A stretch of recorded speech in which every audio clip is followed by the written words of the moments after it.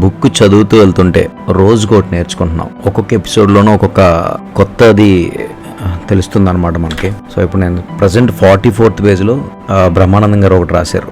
ఎవరైనా నీతో నీ అంత గొప్పవాడు లేడు అంటే పొంగిపోవడం కంటే నిన్ను నువ్వు తెలుసుకో, నీ అర్హత ఏమిటనేది బేరీజు వేసుకో అనే సూత్రాన్ని నేను గుర్తుపెట్టుకోవడానికి ఆ సంఘటన దోహదపడింది. ఆ సంఘటన ఏంటంటే, ఆయన స్కూల్లో ఒక చిన్న చిలిప్ అని ఏదో చేస్తే అందరూ నవ్వారు, కానీ దానికి మాస్టర్ గారు కొట్టారనమాట.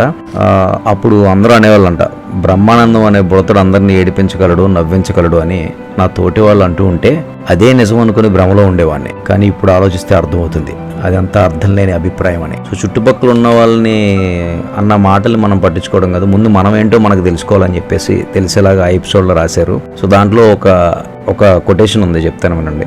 మాటలు నేర్చుకోవడానికి పుట్టాక 2 సంవత్సరాలు పడుతుంది, ఆ మాటలు ఎప్పుడెప్పుడు ఎక్కడెక్కడ వాడాలో తెలుసుకోవడానికి ఒక జీవిత కాలం సరిపోదు. ఇప్పుడు నన్ను మాటలతో ఆకాశానికి ఎత్తేవాళ్ళు ఉన్నారు, చార్లీ చాప్లిన్ కంటే గొప్పవాడనే అనేవాళ్ళు ఉన్నారు. అవన్నీ నిజం అనుకుంటే ఎట్లా? అప్పుడే నేనేమిటి అన్న ప్రశ్న నాలో కలిగింది. ఈ ఆలోచన కలిగించింది ఎవరు?